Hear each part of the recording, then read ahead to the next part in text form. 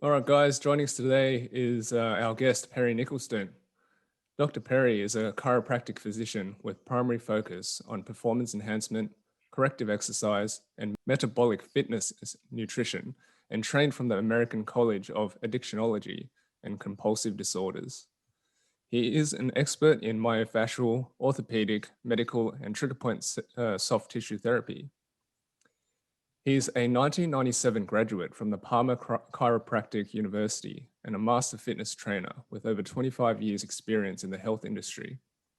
Suffering from obesity as a teenager and overcoming all of the emotional strife that accompanies being overweight, Dr. Perry dedicated himself to teaching others how to get in shape and lead a healthy lifestyle. Today, Dr. Perry shares his wealth of knowledge through Stop Chasing Pain, the platform he founded where he delivers his work through workshops, podcasts, webcasts, and much, much more. So with that, I'd like to welcome our special guest, Perry Nickelston. Thanks for joining us today, mate. Well, thank you very much for having me on the show. It sounds like I might have an idea what I'm talking about every now and then. We'll see. So just sharing my life experience and my life stories over the, I think it's more than 25 years now in healthcare. But yeah, man, let's have some fun. I'm ready. Yeah, awesome, Perry. And actually, I know you definitely know what you're talking about. We actually came across you, on another podcast and was listening. And I was like, shit, man, so much of what he's saying resonates, and the way you said it just made sense. And I immediately shared it with like 7 people, I think. I was cooking dinner. And it was like the longest dinner I ever made because I just really stopped to listen to the things you were saying. And yeah, man. So it is a real pleasure to have you here today. And thank you again for joining us. And well, I guess thank you. That's very kind, man. I really like to hear that. That's great. No, of course. No, my pleasure. And yeah, I guess what would be really cool for our audience is to learn more about you. Would love to hear about, your origins, where you're from, how you've walked this path. You said over 20 years that you've been doing this. And, I'm sure it's been a very, very interesting path that you've led. I know it is from hearing, some of your stories before over podcasts, but would love to open the floor to you to share that with us, and as much detail as you want to go, we'd love to hear it. Sure, man. How much time you got? I'm 54 years old, so it's a long path.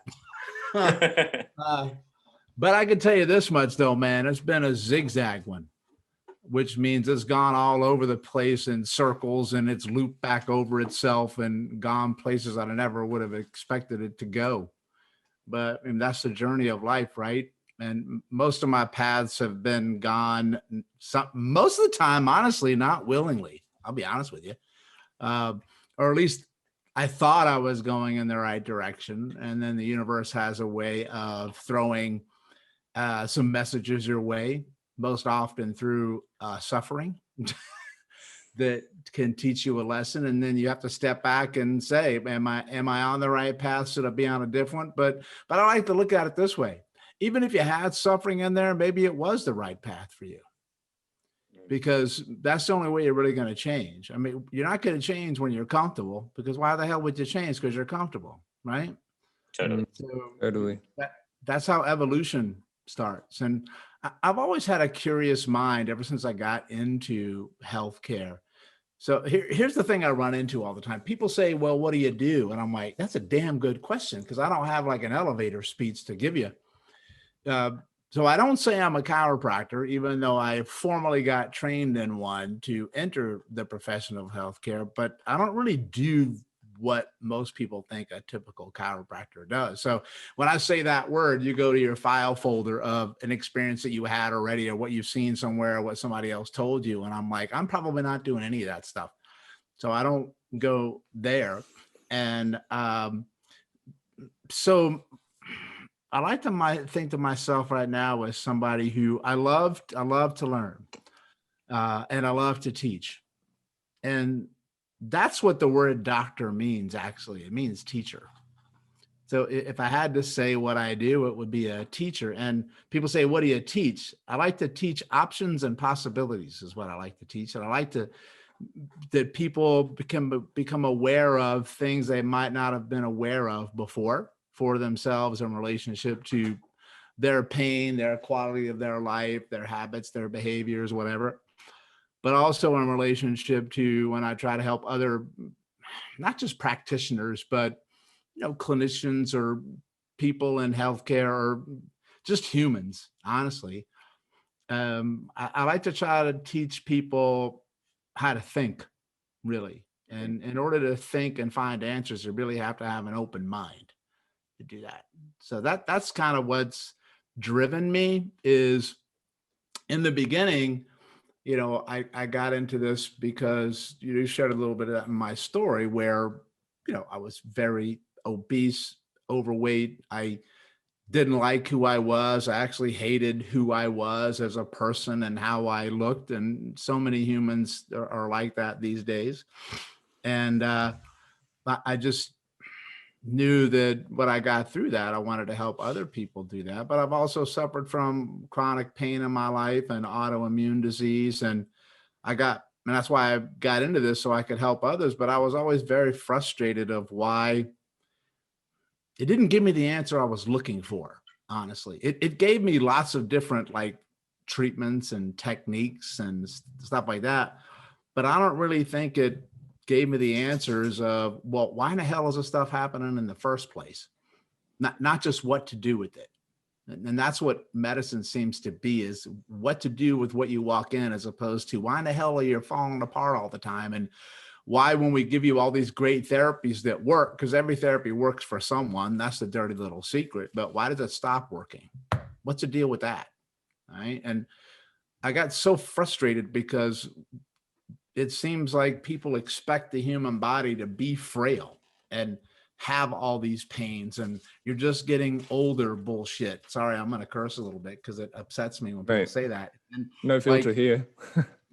you're not supposed to be tired and fatigued and lethargic and get arthritis and get these things. You're not. Just because it's common doesn't mean it's normal. And we've lost the way that we look at the body is this absolute miracle that you can't even wrap your brain around, of what it does every day to keep you going and keep you alive. And I'm actually astounded, guys, that anybody's alive in the world today with what the human body has to put up with, from the physical stress, environmental stress, emotional stress of the current culture of this planet. It's quite amazing, right? So that's kind of the beginning of the journey that I'm still on. Does that make sense? You follow? Yeah, for sure. And I think, totally agree with your point there in terms of, it really just highlights the resiliency of and the power of the human body, to really cope and put up with, basically modern lifestyle, quote unquote, right?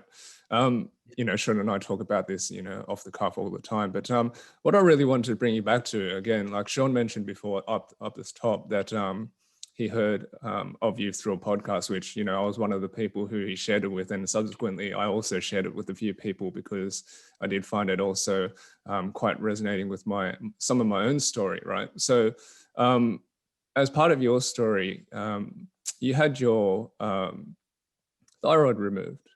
Is that correct? Yeah, it's going on 19 years ago now. I had thyroid cancer. So they removed my entire thyroid gland all at one time. And a substantial amount of the lymph nodes in my neck at the same time. We'll probably talk about lymph, but at the time I'm like, okay, whatever, So like that part of your story really resonated with me because I also had my own battle with cancer in 2013. It wasn't thyroid cancer; it was nasopharyngeal cancer.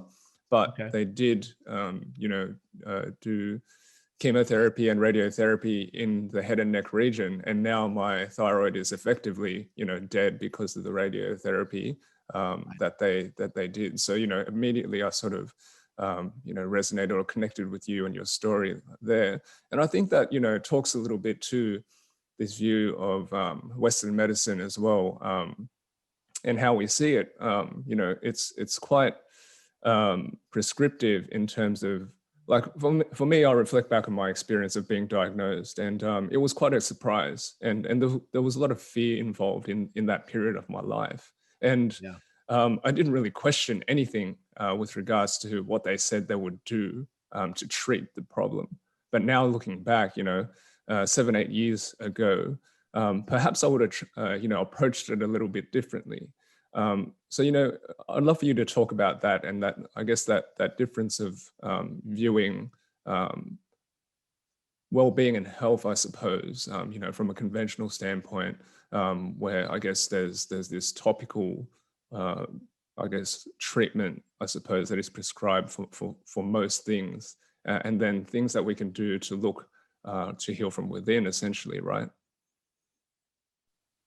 Yeah, it's a great question. And first of all, I'm glad that you're back and you're doing well. I'm assuming everything is good for you. Yeah, everything's awesome. Never better. Yeah. Well, I got to tell you, nothing's probably more of a fearful and terrifying word to hear than that word. Yeah, for sure. As soon as you hear that, so many things go through your mind at once, or maybe nothing does. It's just a form of numb disbelief, maybe, in a way, and it's terrifying. But I think the biggest emotion associated that is fear, of course, but uncertainty and not knowing the unknown, and a lack of control. And when you get like that, you don't want to feel like that anymore, and you want someone to help you, and you'll pretty much do anything, right? So in my case, it's something that I was blindsided by, of course, but mine wasn't necessarily so much from symptoms. I mean, it kind of was, now that I look back on it. But I woke up one day and I had this, like, what they call a goiter, like a ping pong ball stuck in the bottom of my throat, like growing out. And okay, that's not good. And, I went and got it checked out, and they said it was, malignant and we need to go in. And I didn't really question anything either. This was a time when it was 18 years ago. I wasn't too far out of chiropractic school. I had a young family. I had 2 children. One was 2, one was 6. And I knew I had to be there for them. And it's just, you kind of don't question it. And I was kind of in more of the medical, I thought differently at that time than I do now. And so I just went in and got it taken out. They needed to, and then I got the radiation. And then after that, I just went back on my merry way to things again, which in hindsight, I would never do that now, because now I know that you're going to have to change some habits and behaviors in your life, because maybe something precipitated that, like, kicking off for you. There's so many different variables to that for everyone. But I'm going to be honest with you, man, it's really hard to not go the traditional route because of the medical establishment. They will try to block you or prevent you from doing that many times if you go outside of it. I've spoken to many people in the healthcare field through being in it, and then also having cancer and talking with people who've had it. And I spoke with somebody who's been very influential for me. His name is Dr. Zach Bush, and he, created the oncological drugs for cancer research. And he said, traditional Western medicine is wonderful. I mean, it can do amazing things to save your life from a traumatic standpoint. It's the autoimmune diseases and these other things like cancer that they really kind of suck at. And he said the primary driver of Western medicine is fear and guilt. And that phrase really stuck with me, because it's coming from somebody who was in that world. And I look back on it and I'm like, you know what? That's very true. Like, they'll scare the shit out of you all the time of, you have to do this, And then if you choose not to, then they can play the guilt card of, well, think about blah, blah, blah if you don't do it, right? Those are very powerful things. And plus, when you're scared to death, you'll kind of do anything. But I sometimes you need it, you know, and I firmly believe of blending all different approaches and thought processes together. I don't believe in relying on just one. It may be when you use them too, right? Like I'm intelligent enough to know that you're going to have to probably remove this thing from my body that's ravaging my body and try to prevent it from spreading from at least your paradigm that you know, which is usually through powerful medications that will destroy a lot of different cells in your body. But maybe you can do something in conjunction with it or after you have that done, right? I don't believe it's just all your eggs in the proverbial one basket type approach. And a lot of people just don't know that there might be some other options out there. And I really try to look at how just the approach of medicine in general and how things have improved or changed over the decades. And I honestly don't see things getting better in my perspective. I see them getting worse. No matter how much more technology we have or medications that we have or stuff that we have, I just look around and I see more people in chronic pain, more people with lower back pain than ever before, more people with cancer and heart attacks. It ain't going down, it's going up. So there's something that we're missing. And we just keep trying to hit the same thing with a sledgehammer over and over, thinking that if we keep hitting it hard enough, it's going to fix it. And I'm like, it's not. And I'm hoping that I really think it's just a thought process, honestly. But it's a big machine, man. Healthcare is a business, and it's really hard to make any kind of changes in that because there's a lot of people that profit from cancer. Huge. Yeah. I'm not being a conspiracy theorist, I'm being a realist. Yeah, they're just facts, right? I guess that any reasonable person can understand that there's a lot of money to be made in the treatment. Yeah, and yeah, exactly. And there's so many things that play a role in not just cancer, but in any disease process that we get.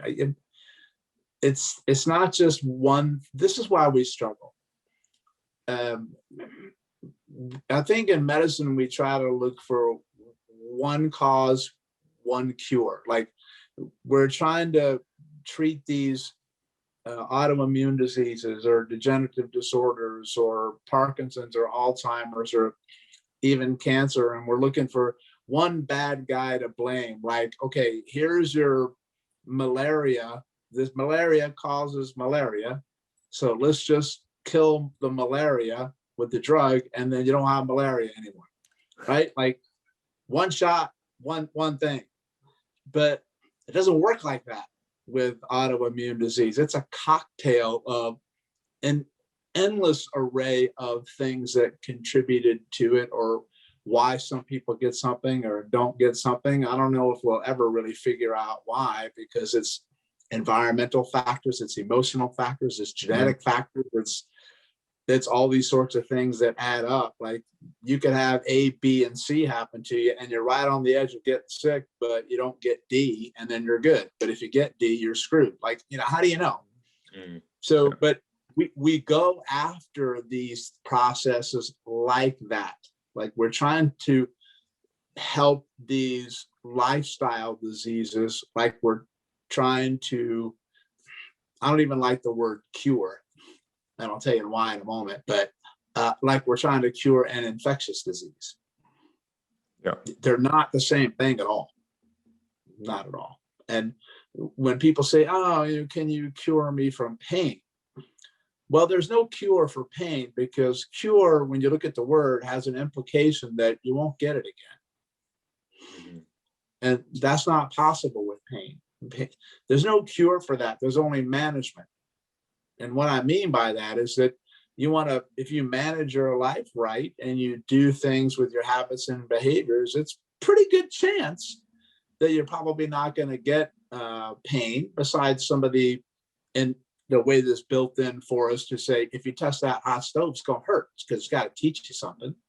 Because if you didn't get pain at all, you would die really fast. Because you got no way to maneuver yourself around the universe or know what's bad or what's good, or I got a cut on my leg and I'm bleeding to death. And you're like, oh, thanks for letting me know. I didn't feel anything. I mean, you won't last long at all, because your greatest lessons come from your greatest amount of pain, honestly.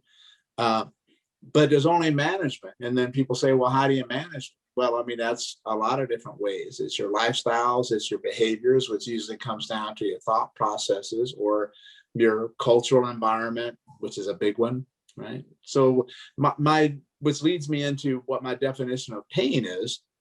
And to me, pain is a request for change.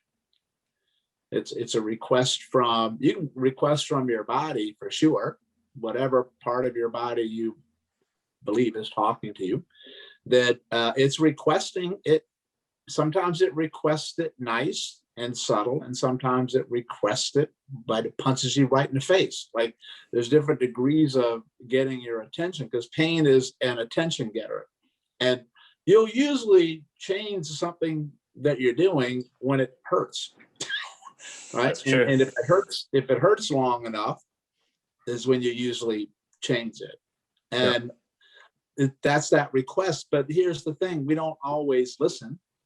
We usually ignore it most of the time, until it comes back so intense or so often that you can no longer ignore it. But here's the thing, even when we do acknowledge it and we try to take care of it, we still try to ignore it. We try to smother it, which means I'm just going to drug it, and I'm going to make you not feel it. I'm like, well, that didn't fix anything. You just put a muzzle on it. They always have to originally keep digging and digging and digging, and your answer might not have anything to do whatsoever with where your side of pain is. That's what stop chasing pain means. Yeah. Was that kind of you follow my logic there with what I was saying? Yeah, for sure. Absolutely. And I think that, to expand on that whole, I guess, notion of pain, and I just reflect back on my own story, it's not so much limited to physical pain as well, right? I mean, just that story we're telling in terms of, having some sense of discomfort in your body, some sensation that is giving you some form of discomfort. You can ignore it until it gets loud enough to the point where you cannot ignore it. And that was cancer for me. I lived a lot of my life ignoring little things which were emotional, pains for me. But I'd love for you to jump into that side of things, and talk more about that connection from an emotional standpoint, because a lot of the time what we're talking about here to this point, people generally simply associate it with physical, and like you said, they compartmentalize and go with this reductionist approach of just looking at things. If it hurts, if your knee hurts, then you must have bumped it or something like this, but they don't think of the entire system of the body. Yeah, the emotion one, man, that's a big component. And I'll be honest with you, it's not something that it's only something that I embraced, or it's always been there. I just wasn't ready to see it yet, the role that emotion plays. You follow? So even at that point, I didn't really see a correlation to the role that emotion might play in chronic pain or illness or disease. And it's only years later when I got a pretty significant autoimmune disease that was about 5 years ago, which I'm firmly convinced was just another manifestation of the underlying issue that probably caused my cancer 18 years ago. It just found another way to express itself. And that's through inflammation. But it's very interesting with emotion, because when you have a chronic pain, it wears you down physically, but also mentally it's exhausting. And a lot of people have so many different reactions to chronic pain. Anger can be a big one, your resentment, and you have this adversarial relationship with your own body, which is not going to help you heal at all. It's actually going to slow it down, which is one of the biggest things that I dislike about how Western medicine speaks, is everything is about fighting and defeating and killing and all that. And those words carry weight. And I've always gravitated towards Ayurvedic medicine and Eastern medicine, because it's all about, balance and, harmony, or yin and yang. And it's something that I firmly believe that one of the reasons we are sick is because we've lost balance somewhere. And listen, if you're alive on this planet, you've got emotions, and all of us deal with it in our own way.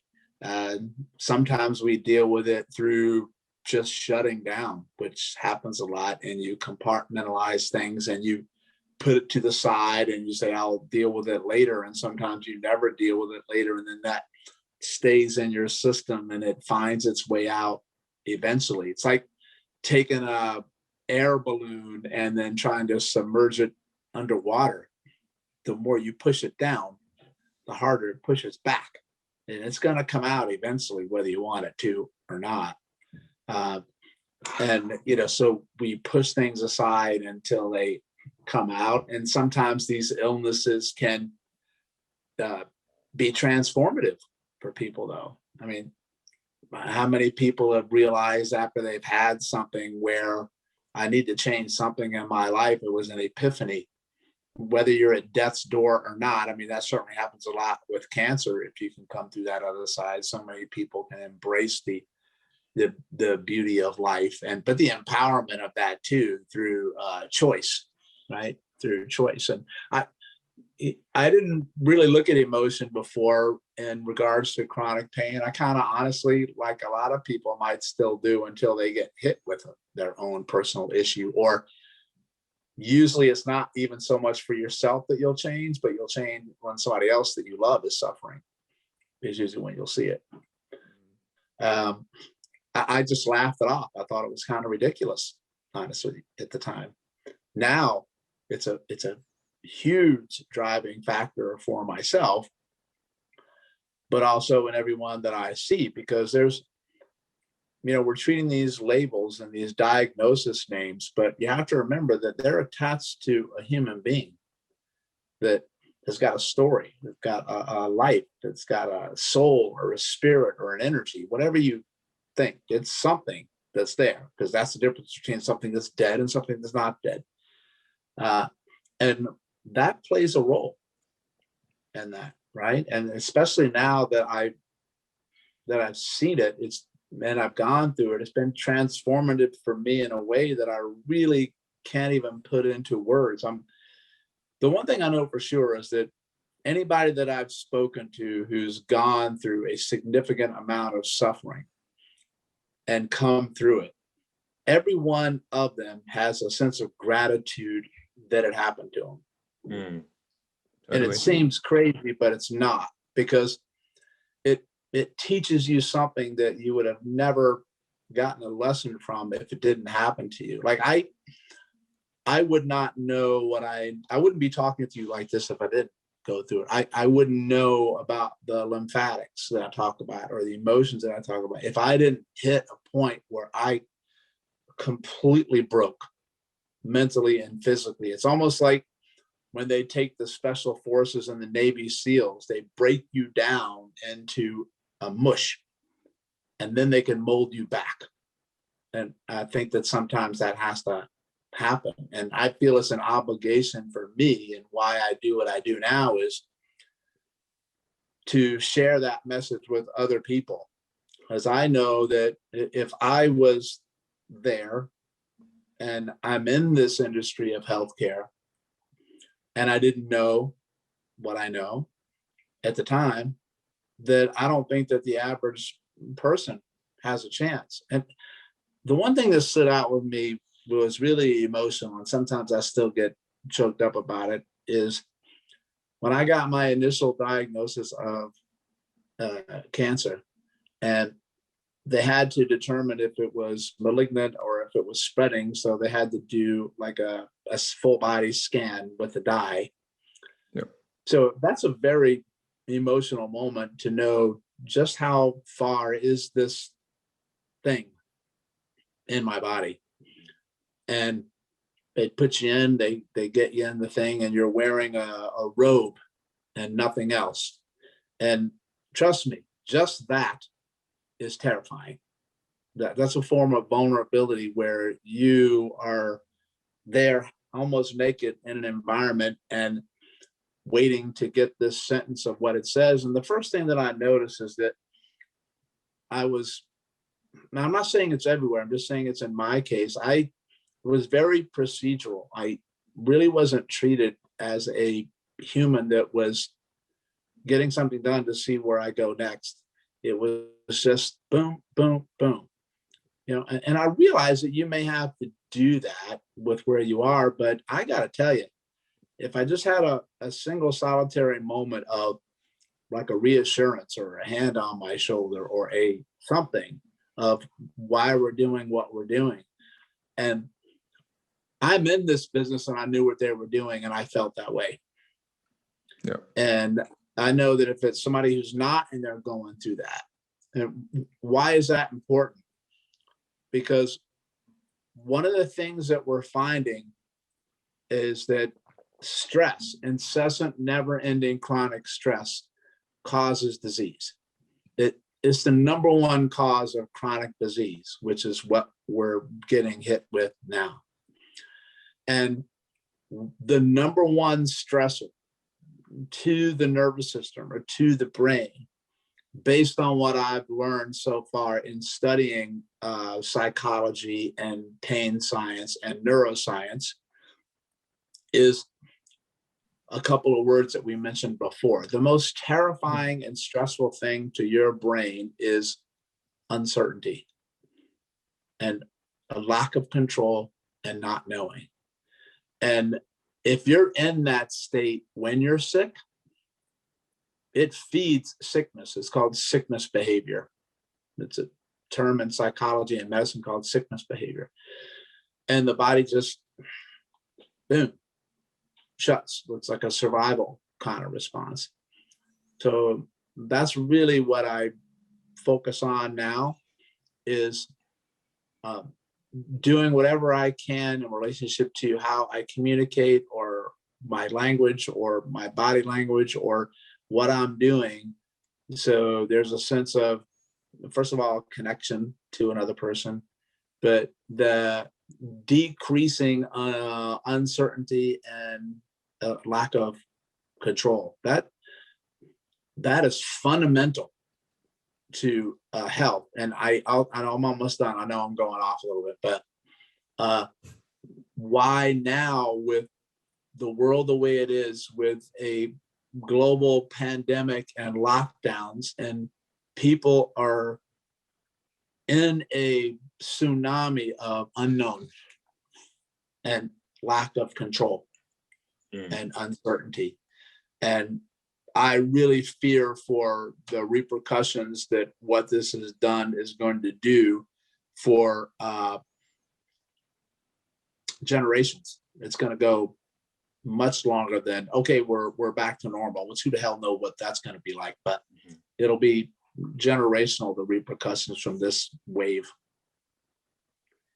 Yeah, I think about that too, Perry, because the uncertainty thing, and you mentioned, right, that the number one stressor is uncertainty and lack of control.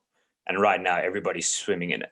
Whether you know or not, you're swimming in it, or rather, whether you're conscious about it or not, you're swimming in it. So here in Australia, right, we're quite fortunate with lockdowns and things like this. Les and I are in Sydney. We had a lockdown here as well. There were much, I guess, harsher lockdowns in other states. What's happening recently is there's been some new cases coming up of coronavirus, right? Our cases are extremely low. We get like 1, 2, 3 cases and they shut down the entire state, right? And when they do this, it's like they go, literally you'll hear it and it'll be like, from this weekend, we're shutting down the state for 5 days, right? And I think about the fact that people are living their lives and they have all these things going on, things that they've planned, things that they really feel they need to do on those days that have been shut down. Now, when I think about that, I think about things like, how are you going to plan things with this impending uncertainty of being shut down or not, right? Because it's happened here in Australia, right? Like in a couple of different states at different times. And you just don't know when it's going to happen. And I wonder about how that's playing on people's psyches.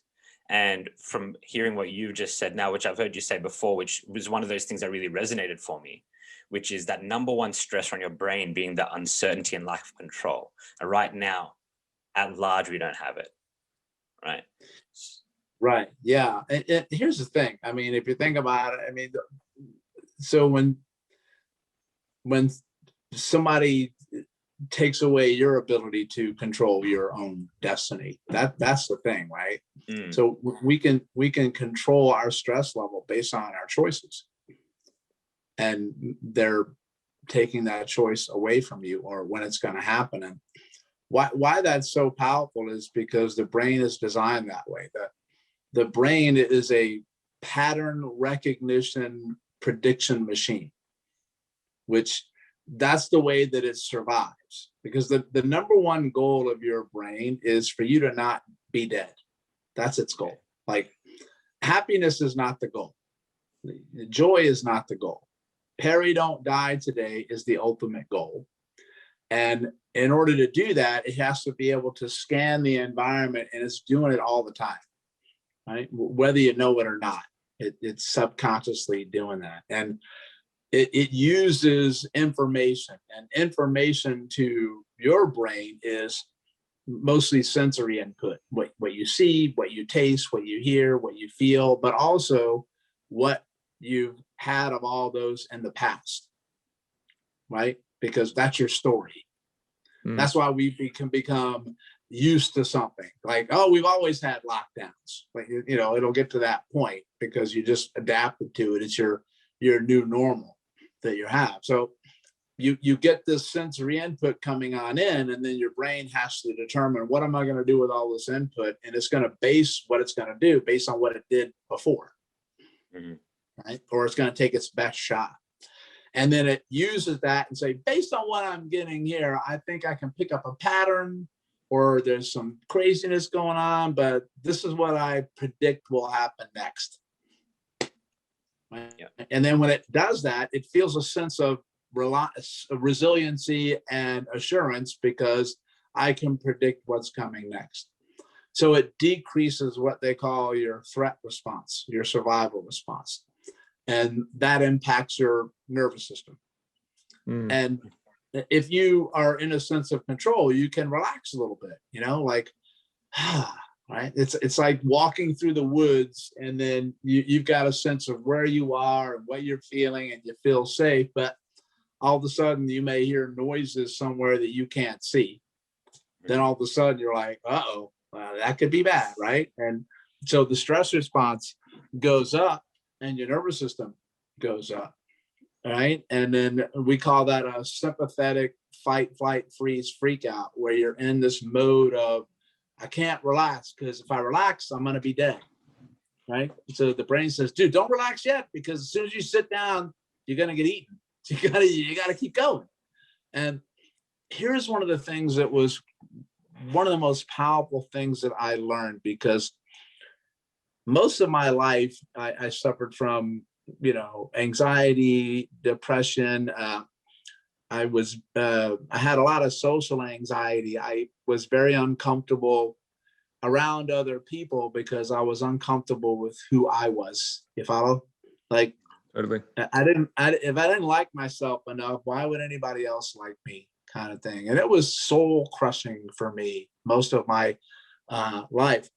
And I would always be in a negative state. And I see a lot of people these days suffer from, negativity or depression, and it's rampant. I mean, it's higher today than it's ever before. That's why these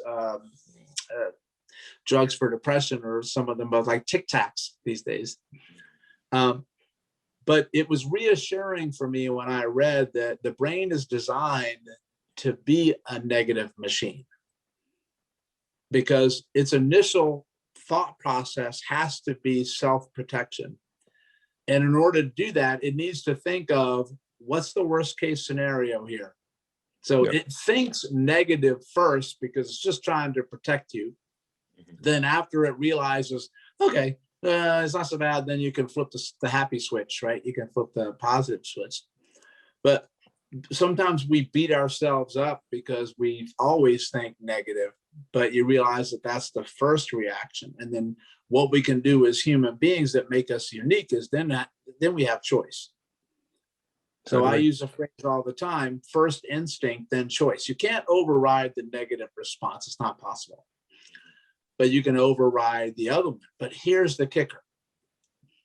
The longer you're under the threat response and you get the sympathetic dominance like that, you create such inflammation in the body, particularly in the immune system and the nervous system, that it's virtually impossible to think positive, even when you want to. Yeah. Because you can't come down from that, because your brain says, I know you really want to think good thoughts here, but I'm too busy trying to keep you alive. So we'll put that on the shelf till later. And then that's why people begin to deteriorate and they don't know how to relax. Right. And it ties back to the emotion part again, where dealing with emotions that you may have in your life, sometimes it's grief, sorrow. Well, very often it's anger at someone, or sometimes it's anger at yourself because you can't change something you want to. You follow? And in order to deal with emotions, that takes a lot of energy, and then you have to be ready for it. And your body has to weigh it and say, listen, it would really be great if you could deal with this emotion stuff right now, but that's so much, that's going to be a lot, man. Like, if you start to deal with that right now, I don't know if you can handle it. So I'm just going to keep you up and keep you going all the time, so we don't have to deal with it right now. And then you run yourself into the ground, and then that's when you get exhaustion and you just tap out. Or you, like what happened to me, is I had a physical and mental breakdown, nervous breakdown for me. And boom, that was the catalyst for change. Yeah. And then, so when we hear people talking about burnout, is that what you mean? Is that generally what's happening to people, would you say? Yeah. It is. You cannot listen. Everything's got a shelf life to it. You can only push yourself so far before it's like running from the lion. You can only go so far, then you got to stop. And whether you want to or not. But here's the thing about pain. Pain has a unique way of making you stop. It does. Yeah. So pain is an attention getter. And pain, you have to change the way you look at pain. We think of pain as a form of punishment, and the body is turning on me, and you resent it, and because I've been there. It's really difficult. But pain is always a protective response from the body. It's trying to alter something to protect you. It could be protecting you from doing a movement that could make you way worse, right? Or something like that. It doesn't make it any easier to go through. Actually, sometimes it can, if you can grasp that reframe. And then that's how I usually end up ultimately finding answers for people most of the time with them, is that I use a phrase all the time, is I'm going to think like your brain. I'm not going to think like my brain. I'm going to think like your brain. Some brains have things in common. The biggest one is, how about we don't die today? And I'd like to not have pain, but I'm going to use pain if I have to protect you, right? And because those are big drivers. And then also another one is that, like, I don't really want to expend a lot of energy at all. I'm really freaking lazy, and I'll cheat whenever I can, because that's just the smart play in nature. And then the other one is, I want to eat, and I want to make other me's. I want to reproduce. I mean, it's like a really easy top 5 list that your brain has, right? But if I ask that question, okay, if I think like the brain and I know that pain is protection, I have to find out, what's it protecting you from? Like, what's the play here, right? And sometimes it can be the emotional one, right? Because it's throwing you pain because you're not ready to deal with the emotion yet. You follow? Like I already just talked about that. Yeah. Then it can be something that is protecting you from, that you have no freaking idea what it is, because it happened so long ago. Yeah. Right? Or it's nowhere near where your side of pain is. So stop chasing pain means that you don't stop treating pain. You just don't chase where it hurts. Yeah. Very rarely is the problem where the pain is, unless it's traumatic or acute. But if I fall on my knee or you hit me with a sledgehammer, I kind of know A equals B, right? And Yeah. But if my shoulder hurts when I'm out running one day, it's probably not a shoulder problem, right? It just comes up over time. So you have to really look everywhere. And pain only tells you that there is a problem. It doesn't tell you what it is or where it is at all. Yeah. Now, the smart play is, let's be logical and go right where it hurts. So I'm going to treat that shoulder, and I'll rub some ointment, or I'll do some massage, or I'll do ultrasound or laser or whatever therapy of the day you want to do. And you see if it works. And if it feels a little bit better, but it usually comes back, and I'm like, that's probably not it, then you just want to start to explore and look somewhere else. So the way I look at it is that most of the stuff that we treat are symptoms. Yep. Yes. And you can't treat symptoms, because that's not treating the problem. You have to go back to the original insult that caused the cascade of the symptoms. Because here's where I'm going to throw a wrench around your brain, is that all those symptoms are protective responses. Yeah. Totally. I think that like reframe. You throw up, your body's making you throw up because it's trying to get something out of you. It's making you have diarrhea because it's trying to get something out of you. Right? You're leaking out of your nose, and because it's trying to put mucus there, and your fever's 103 because it's trying to kill something. Yeah. So as soon as you start to shut those things down because you want to feel better, you just prolong your sickness. Yeah. That reframe is so important, I think, Perry. I think it's so important because, like you said, like just in those examples, things are trying to get out and we're trying to keep them inside, right? And when I feel that we do reframe, because I've done it myself, so I know the power of it, as pain being that request for change, making you look at something, and if it keeps coming back, right? Like you said, you can rub some ointment on your shoulder if your shoulder hurts, but then when it keeps coming back, it's a symptom, it's a cause from something else happening, and it makes us turn to look at it, and it makes us turn to look at it more directly, I think. And I think that's why, like you said, it's really easy. We keep ignoring little stuff, and then it gets bigger and bigger and bigger.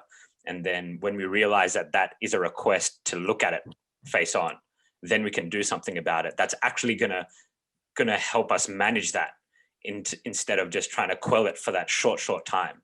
Like when you get a cold or a flu or something, like you said, your nose is running or you've got mucus coming up and you're like, oh, just swallow it. I'm like, no, man, don't swallow it because you're just putting it back in. It's trying to get it out.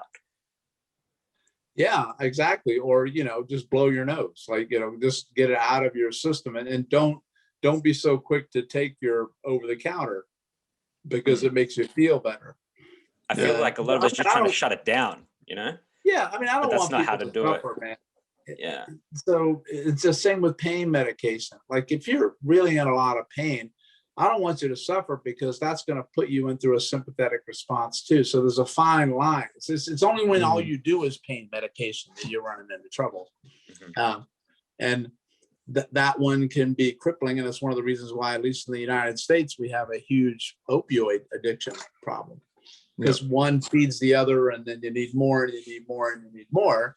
And here's where I got one of my biggest lessons, is that on my journey of discovering the thought process of stop chasing pain, I'll give you an example. So early on in my career, like if your knee hurt, I would be treating your knee, right? And musculoskeletal wise. And I didn't discover until years after I got out of school that, holy cow, maybe your knee hurts because the ankle below it doesn't move well, or the foot is flat and doesn't have any stability to it, or your hip doesn't move, and or it's not stable. And then those are a problem that doesn't hurt, but your knee is paying the price. So for me, I was like, holy cow, man, that's like discovering a new star. I mean, like, I was so excited. So I started to do, above and below the site of pain. And then I started to expand even more and say, well, maybe it's coming from the whole other side of the body. There's a novel idea, left side and right side, because they talk to each other, and people are starting to get better. And then I branched up to the upper body. Like, well, maybe your left knee hurts because something stuck up in your right shoulder, which happens all the time. And I was like, this is awesome. But it still only got me so far. And then I realized something after I got sick with my autoimmune disease.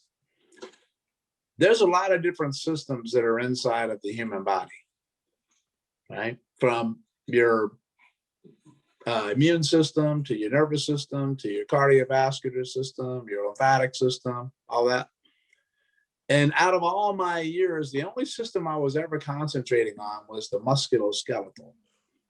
So everything I just gave you in that prior story of your knee, I was looking at musculoskeletal connections, and not even remembering is, holy cow, they actually did tell me about all these other systems in school, but what the hell do they have to do with your knee? And then I realized they got everything to do with your knee, because no part of your body works in isolation. So that's where my term comes, that I talk about systems working together.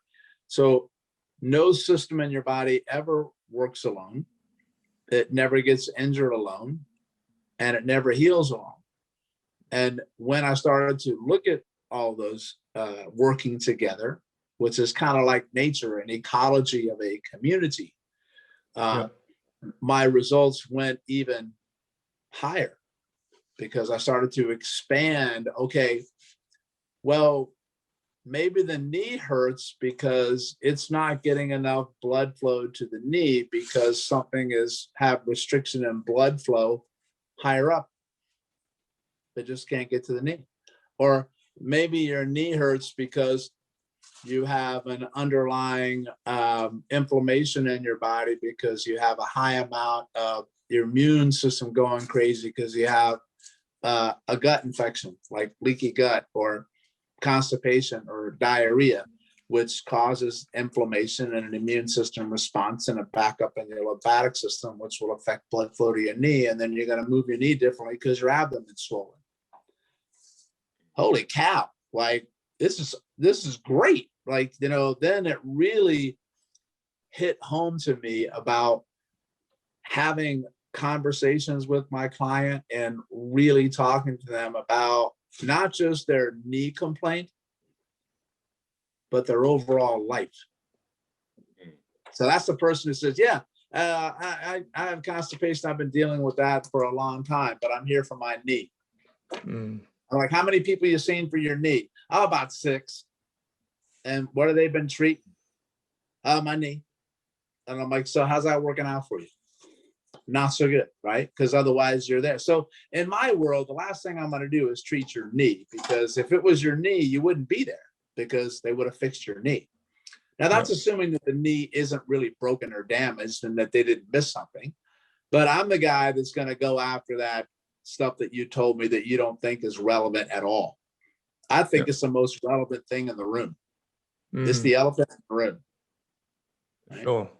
And I think that, I'd love to follow that thread a little bit, because, you mentioned the importance of environment and people's stories, and how that is obviously something that's going to be different per individual, and, how that plays into, how you potentially treat individuals, with the same common need, problem or issue or whatever.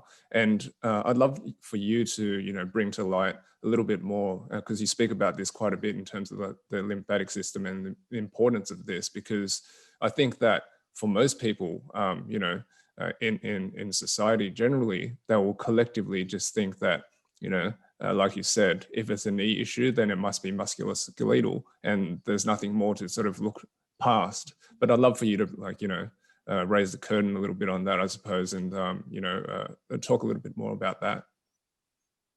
Yeah, sure. So, when somebody comes in to see me for something, I go through a logical kind of thought process on something. So, let's maybe give an example of like a low back, right? Like low back pain, because it's pretty prevalent, and a lot of humans get it, and they struggle with it. And most people go after the back, right? And you should, because it hurts. So I don't want people to suffer. So you would go after the back.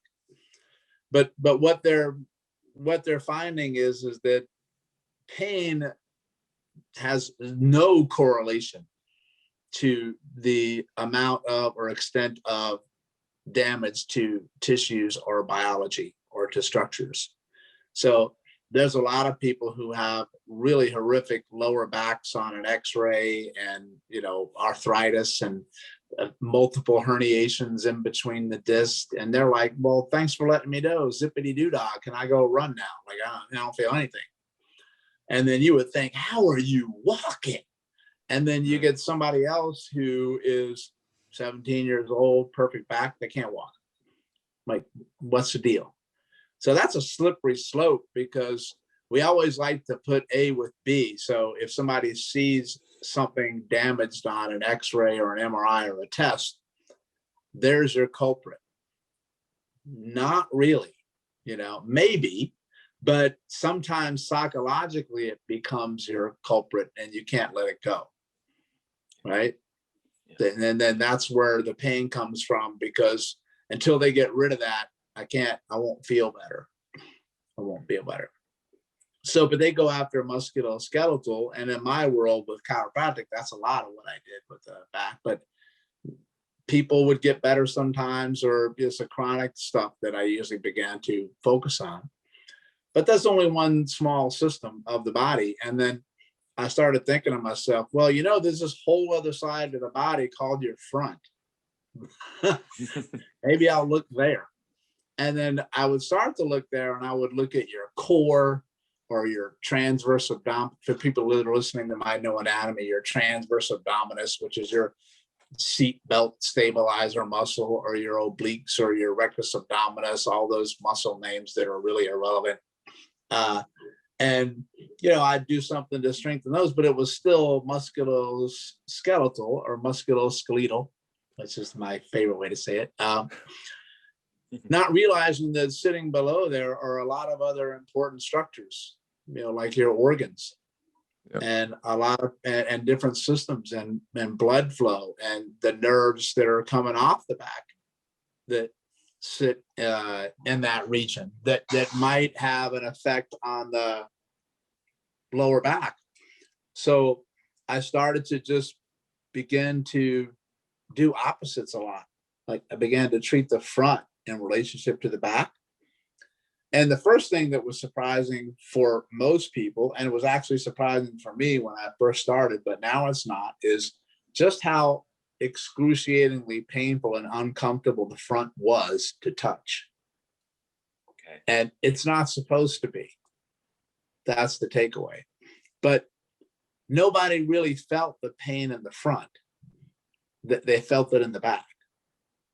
They didn't feel it until I pressed there.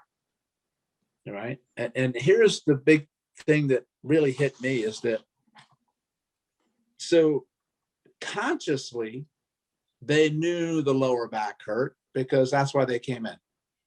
So that's not hard. You know, it's just like medicine gives it a Latin name and then they're going to fix it because they gave it a Latin name, but it's like the back, right?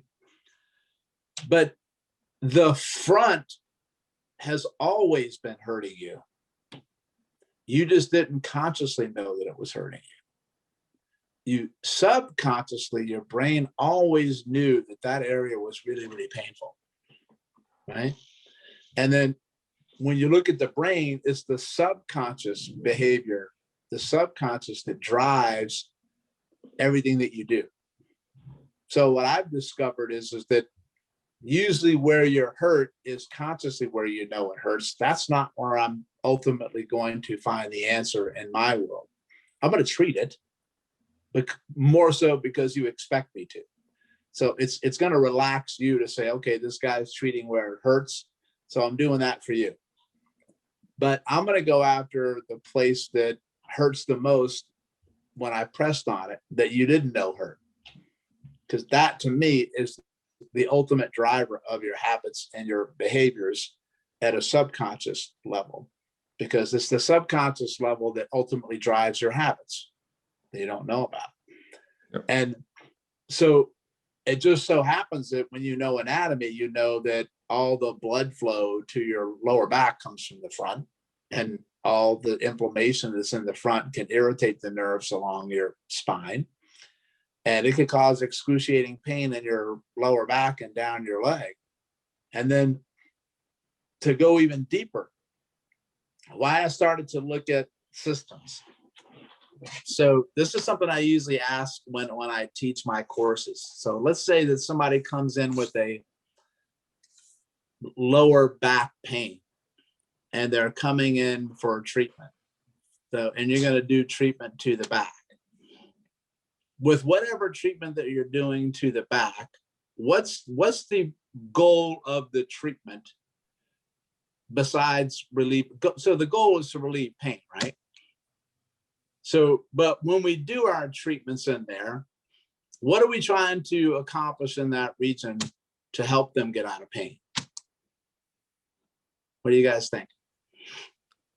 Find the root Like of the all pain. this therapy. What's that? Find the root of the pain. Yeah. So if you've got an area that has pain, most of the time you're going to do therapies there for two big reasons. I want to reduce inflammation, right? I want to get inflammation out. And I want to try to get blood flow and nutrients in so it can heal, right? That's the two biggest goals. And all these different tools are designed to do that, right? So I stepped back and I thought to myself that whenever you have, this is the big picture. Whenever you have injury to the body, you need to heal, correct? And you need and what gets injured are cells. So cells need to heal. So then you have to ask yourself a fundamental question. What does a cell need to heal and regenerate? And what do I need to make new ones? The fundamental question, right? Mm. So it really comes down to two things, two simple things. If you damage a cell or injure a cell, you're going to have swelling and inflammation, and you're going to have dead cells and debris and waste that you have to get out. So you have to get out the stuff that's dead or injured. And then I've got to heal those, and then I got to make new ones. In order to do that, I need nutrients. Two big ones are oxygen, right? Oxygen is a big one that you need. And the building blocks for that is the nutrients that you get from what you eat, basically, right? So those two processes. If that process works, you should be able to get old ones out and make new ones, right? Because if you could do that, you wouldn't stay sick, right? So then I started to look at the fundamental processes that might be missing where that couldn't happen. So let me expand on that a little bit and I'll send this home.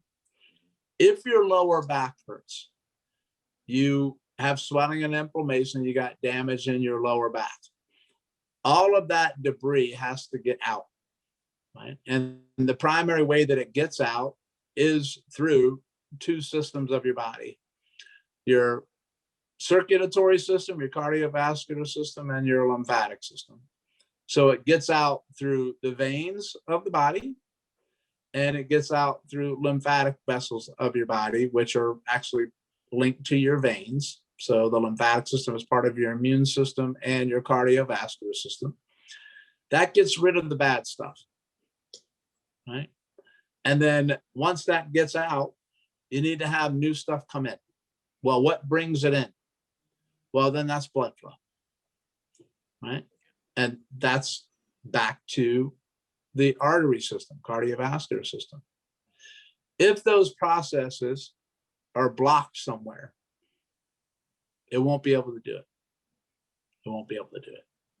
So that's why I have to make sure that blood flow can get to the back and that the waste flow can get out of the back. That makes sense? Yes. Yep. Yep. So then let's think logically. To get out of the back and for the waste to get out of the back, it gets out of the back by going to the front. It goes to the front. Okay. And the blood flow to the back comes from the front. Mm-hmm. Right? Because it's got to come from, if you know anatomy, it's got to come from your aorta in the front.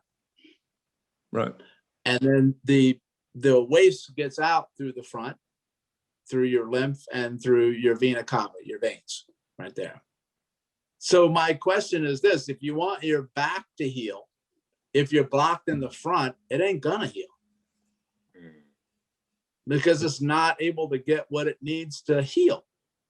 Even if I'm doing what I need, here's the takeaway. If I'm doing stuff to the back to heal the back, but it can't heal because it can't get the stuff out and it can't get stuff in. Yeah. And the body says to itself, dude, I really appreciate you trying to help me heal, but I can only do so much because you're looking in the wrong spot. Yeah. I need you to go and look towards the front. And then it could be from somewhere else higher up. And it's a very simple, logical thought process because listen, the human body already knows what it needs to do to heal itself if you give it the right environment and the supplies to do so. Yep. If you don't give it what it needs and give it the right environment, it's going to struggle to do that very thing. So when I see someone, it's not about treating pain because I'm going to be honest with you, any knucklehead can do that. That's not hard. You just do something to where something hurts is what we usually do. I'm not saying you shouldn't do that, but I need you to think bigger and step back and think, does my body have what it needs in order to accomplish that goal? And I'm here to tell you this. If somebody has chronic pain, the answer is no. It doesn't. Yep. But that's a very logical, fundamental thought process when you look at physiologically because I'm not really concerned about biology because biology is different than physiology. Physiology is how biology works together. So that's interactions and relationships and ecosystems and how things are connected. So when you study biology, you break things down into subsequent parts. Physiology is what happens when you stick all those suckers together And then you have to figure out how they work in relationship to each other inside a living, breathing human being that has to react to its environment that it lives in, but also the environment that it's thinking in all the time. Because as soon as you think a thought, every single cell in your body changes. Totally. Right? Yep. And but we're back to that emotional state and physical state. And I never was really able to notice that until I got really sick. I knew it, but I couldn't feel it to acknowledge it.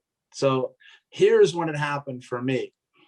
I got such a severe autoimmune disease. They don't even know, they didn't have a name for it. So they just call it autoimmune disease. And I became very sensitive, hypersensitive to a lot of things. And my immune system was just on fire all the time. And I knew that the stress response can make people feel worse, or calming you down can make you feel better. And what I noticed is that when I went through a stress response emotionally, like when I was sick, I could read something either on the internet or a social media post, and I could feel that moment of anger or ego or whatever. And then my body would go through that threat response. I could feel my inflammatory processes happen. My eyes began to water. My mouth would begin to itch. I started having an inflammatory allergic reaction to a thought. Okay. Right. And then when I took the time and I said, okay, I need you to take your awareness away from that, which is the choice. And then I changed my breathing pattern or my focus. Here's what I noticed. I said, holy crap. Like my eyes feel better. Like my tingling went down. My pain started to decrease. And the only thing that I didn't do some fancy high-tech corrective exercise to do it. I just, in the moment, changed my thought process. And the easiest way that you can change your thought process is to change your awareness, change what you're focusing on. Mm. And that was the defining moment for me, teaching me the power of being in the moment and focusing on awareness, because it's very, very difficult to do when you're not used to doing it. For sure. For sure it is. For sure it Yeah. is. I think, you know, there's so much there. I mean, just to round off that point, a similar point for me in coming to was when I discovered meditation. I'm now a meditation teacher, but you know, as part of my cancer treatment, I started meditating to manage the stress and anxiety and all everything else that came with that. And like you said, not until I got into a consistent practice after about 18 months on and off, was I able to truly, feel the physiological differences in my body as they, simply from, being present and breathing and being where I was and just concentrating on nothing more than just that. What I want to, I guess, from everything else that you've said, mate, I think it frames in like, is encapsulated really nicely in this word that you brought up a few times, ecology. Whether you look at it, as your body as its own unique ecosystem, or if we look at whatever is happening in the world and in the current times with the pandemic and things like this, right? We talk about ecology and how nature is a cyclic, moving ecosystem. It moves cyclically in cycles, in seasons. If it isn't not able to move in that manner, then there's a blockage, there's a disharmony there, right? So I think that view of your own life, the greater societal construct, or even the world at large, it all applies in some sense. So I've always believed that the pandemic itself is some form of wake-up call for the larger society at large, in terms of needing to come to a point of change.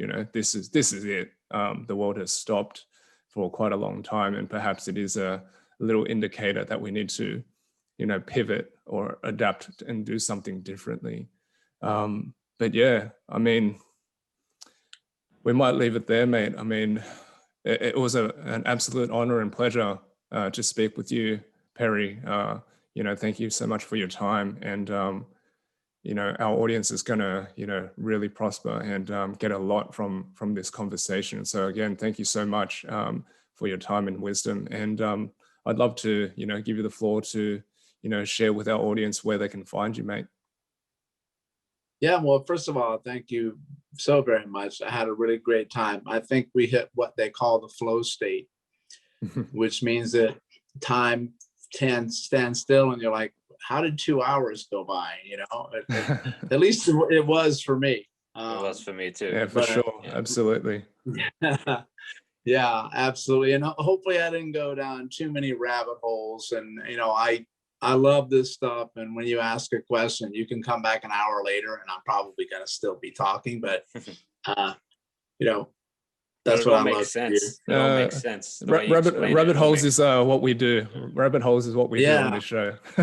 Yeah. Well, I mean, I'm gonna thank goodness some of it made sense. That's good. So at least it made sense in my head. Or one of the things that I try to tell people is that I just try to expose people to options and possibilities and thought processes that they might not have ever thought of before. That's really what I love to do right now. And because you can't change something until you become aware of it. So I'm just trying to do that. And because you can't unsee something when you do that. Yeah. If you know what I mean. And I might not be right on some things, but it's worth the exploration of it too, right? Because that's the only way you're gonna become smarter, is to step off the path that you're on, kind of going back to our first thing. But yeah, so thank you very much for the opportunity. It really was a wonderful experience. And the easiest way for people to find out more about what I do is just to look up 3 words: stop chasing pain. When you look that up, it'll come together. You'll find, trust me, you'll find me. I've been doing this stuff a long time. I was kind of a early pioneer on a lot of things because of, I've been on this earth for a long time, but, so put out information for quite a while. And my website will spider you off to courses and videos and webcasts and memberships. And I probably spend I don't like the word unhealthy, but it might be at this point on Instagram. So you can find me on Stop Chasing Pain on Instagram. And if you do reach out to me on there, I run that page myself. Nobody else does my sharing of content because I love to do it. When you send something, I get it. And I will absolutely reply to you. So, but yes, thank you, gentlemen. Wonderful. And we'll put all the details in the show notes so people can find you, mate. So again, thank you so much, Perry. Shaun, where can people find you, mate? Yeah, easiest place to find me is on Instagram as well. It's just Shaun_Coop, SHAUN_COOP. And how about you, Les? You can find me on my website, findingspace.co. All my latest stuff is usually updated quite regularly there. So find out more about anything you like, my meditation programs, mentorship, all that sort of thing, findingspace.co. That is also my Instagram and Facebook handle.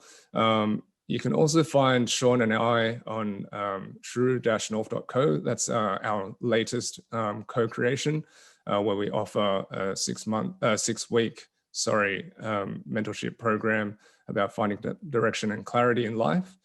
So you can find out more about that through true-north.co.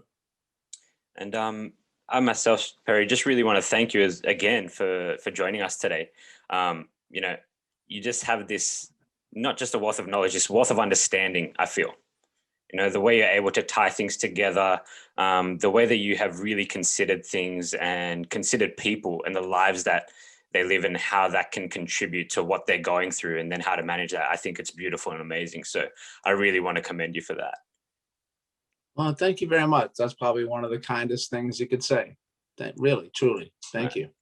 Very welcome. And it's an absolute pleasure to share that with you. And I know that people who are listening to this will get a lot out of it and have gotten a lot out of it by the time they've listened to it. And, you know, our goal with the podcast as well is to have people think differently as well. Maybe think about things they haven't thought about, right?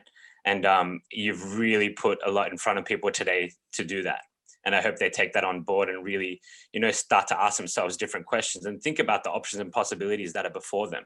I really hope people do that. And if you got something out of today, which I know you did, we just ask that you share it with one other person. That's how we grow this podcast. Just share with one other person that you think this could help. And to be frank, it can help everyone. So I really implore you to share that. So thanks again, Perry. And I hope to do this again soon. See you guys. Absolutely.